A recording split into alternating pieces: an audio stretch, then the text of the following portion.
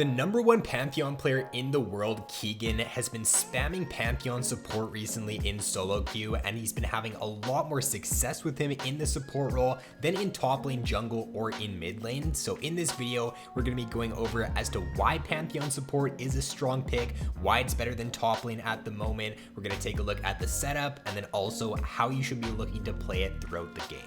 Be sure to go check out Keegun as well, guys. If you don't know who he is or you haven't heard of him before, I will leave a link to his Twitch along with his YouTube down in the description below. Super chill guy, so I definitely recommend taking a look at his content. So first off, taking a look as to why Pantheon support is stronger than top lane Pantheon at the moment. #1 is that Pantheon just scales very poorly, and that's saying something because Pantheon has always been a very poor scaling champion, but the rework Pantheon actually scales into the mid to late game worse than the old Pantheon did. So the Q, the bonus AD ratio on his Q did get reduced. The base damage did stay the same though, so that's good for support Pantheon. Having a pretty good base damage on your Q does still allow you to work down in the support role. His E damage is also very minimal. His ultimate's damage got reduced too, so why play him in the top lane building him full AD when you don't even scale very good with that AD? When you can play him in the support role, you can build him full tank, you can rely off your base damages and still deal quite a bit of damage from your base damages while being even tankier. So for #2, because Pantheon's E doesn't do a lot of damage, but because it does make you invulnerable to the enemy's damage, it allows you to win out on a lot of 2v2 trades in the early game. Once you get your level 3 with Pantheon, you can go in with your W, hit your Q, and then on the way out, you use your E to take very minimal damage in return. So it's just a very nice trading pattern that Pantheon does have down in the bot lane. Also, when you do reach the mid to late game, your E just allows you to absorb a ton of damage in team fights, so you can be that really good frontline tank for your team. Keegun has kind of compared Pantheon, or this new Pantheon, to Braum, just being a better version of Braum because he does have that great damage reduction there with his E, but he does deal more damage. He's got more kill pressure in the laning phase, so just kind of think of Pantheon as a better version of Braum. So for #3, Pantheon's level 1 and level 2 all-in especially is super lethal. You can just get a lot of kills in the first couple levels with Pantheon support. Your W there is going to allow you to deal a lot of damage because you're gonna have the 5-stack W there at level 1 when you look to go in for a trade, so it just allows you to lock a target down. And if you are playing with a very good early game AD carry as well that can follow up with you, say someone like a XAYAH, a TRIST, TALIYAH is very strong with Pantheon. You can play Yasuo, SWAIN as well. TALIYAH would be the one that I think can have the best duo synergy. Like if you're duo with your bot lane AD carry, then play TALIYAH Pantheon. It's just super easy to execute.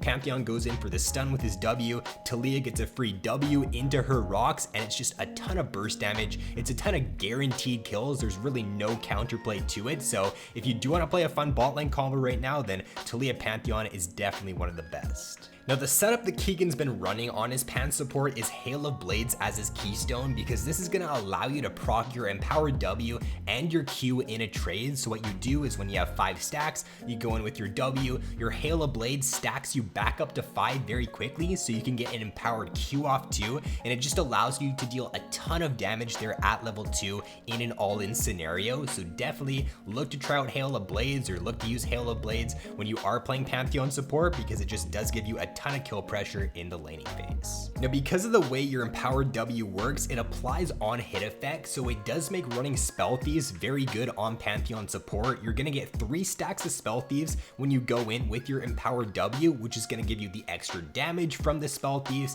It's also gonna give you a lot of gold there from SPELLTHIEVS whenever you are looking to go in, so definitely look to run that as your starting item on Pantheon. You can run Relic, it's not terrible on him, but SPELLTHIEVS is what Keegun's running, and it is performing much better than Relic stat-wise as well. And his ultimate is a great tool as well to look to roam after you do end up winning your lane. So Pantheon support, if executed properly, is just such a good pick for solo queue. You win your lane, you smash lane with the pick, then you look to roam around the map with your ultimate, influence the map, get your other lanes ahead, and if you can do this correctly on the pick, then you should find yourself ending games very fast and just having a lot of very quick games with Pantheon support. So if we now take a look at the setup he runs on his Pantheon support, Hail of Blades, like we briefly talked about earlier there, does allow you to get your empowered Q off after you do go in with your W, so just a lot of burst damage with that Hail of Blades, running the sudden impact, the eyeball, and then also the relentless hunter. Secondary, just taking the resolve, the bone plating, and the overgrowth there, just allows you to be a little bit tankier in the laning phase. Now for the build path, it's very interesting here, so I'm not too sure if this is 100% optimal, but this is what he's running right now on his Pantheon. So what he's doing is he's going SPELLTHIEFS Rush. That is definitely the best starting item. He does like to go for a very early Executioner's Culling. His reasoning behind this is because every AD carry is going to take heal, right? So it does help you out in those situations, and it does definitely increase your all-in potential. It's also a pretty cost-efficient item, and it also is just going to give you benefit throughout the whole game from the sustain that a lot of champions have. So he likes to grab that very early on. He'll almost grab it like first or second item every single game on his Pantheon support. Gonna finish off the SPELLTHIEFS into Frostfang there. Just sit on the Frostfang for a while. You never want to complete your Frostfang into Remnant of the Watchers. After you finish your Frostfang, you do want to go usually Knight's Vow into a Locket, and then later on in the game you can go Black Cleaver, finish off your Frostfang into Remnant of the Watchers. But that is his core build right there that he usually does run on his Pantheon. And then for ability maxing on Pan support, pretty standard stuff there, although you do want to make sure you start your W at level 1 so that you can look to go for like a cheesy all-in if you cheese them in TRIBUSH, or if you look to cheese them in the far bush in the bot lane. Q max first though, E max second, and then your W last. Obviously take your ultimate whenever you can. And then to finish out the video, let's take a look at how you should be looking to play this Pantheon support pick. Before you even enter the game, when you are choosing your bans, best bans for Pantheon support are usually going to be Ezreal or Morgana. So Ezreal, just very difficult for you to lock down and burst out in the laning phase because of his E. He's also going to build Iceborne Gauntlet a lot of the time. Later on into the game, it's going to be harder to kill him as well. Morgana there with the Black Shield, pretty self-explanatory, going to be pretty hard to lock down in the laning phase. Lulu and Fiddlesticks are also pretty good bans. Like if Ezreal and Morgana are already banned, then either Lulu or Fiddle are pretty good too, just because Lulu Polymorph, pretty annoying to deal with. Fiddle Fear can be very annoying as well. At level 1, if you are starting on red side and your jungler does not need a leash, definitely look to cheese the TRIBUSH, or you can also cheese the far bush in the bot lane there, depending on what you want to do. You can do either for sure, and they can both work out well, but a lot of the time in the lower elos especially, somebody is going to walk through that TRIBUSH, either the AD carry or the support, or even both sometimes. And if you're just sitting in that bush there with your empowered W ready, you're at least going to burn the enemy's flash, if not just straight up kill them. So look to be aggressive in the early game with this pick at level 1 there, and just look to get the advantage very early on. Now, if you are on blue side, obviously there's no TRIBUSH that you can cheese, but you can just look to go up into the far bush in the bot lane there, wait for the enemies to walk into lane after leashing their jungler. Then you can just walk out of the bush, use your W on the opponent, and get a very free trade-off. So you're definitely not going to get as many kills on blue side cheesing level 1 as you would on red side, but you can still definitely get some in certain situations, and you should still be looking to play aggressive level 1 no matter what side you are on.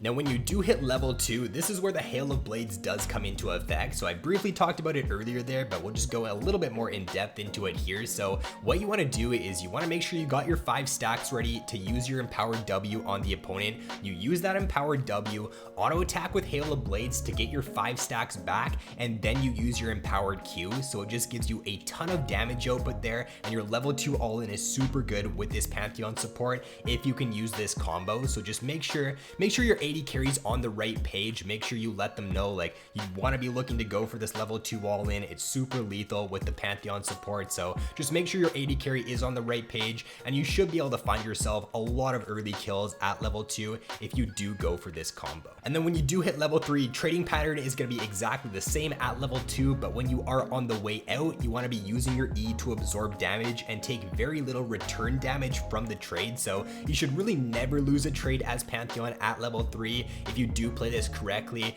Don't be using your E for the damage. It does very little damage. You only really want to be using your E a lot of the time for absorbing damage and using it like on the way out. So make sure you are doing that with this Pan support.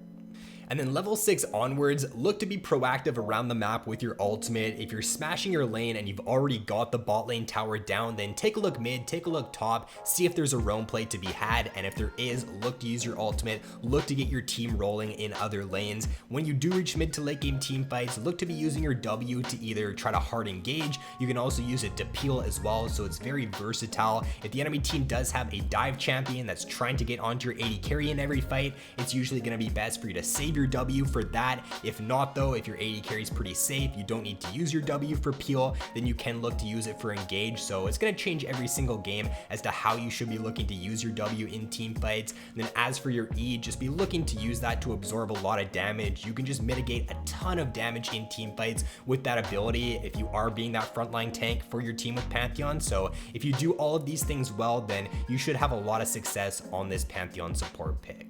So that is going to be it for the video, guys. Hopefully this does now give you a pretty good idea as to why support Pantheon is stronger than top lane Pantheon at the moment, and hopefully you do now have a pretty good idea as to how you should be looking to play this if you do go into solo queue with this Pantheon support pick. So with that being said, guys, if you did enjoy the video, then be sure to drop a like, subscribe if you haven't already. So thanks for watching, have an awesome day, and I'll see you in my next video.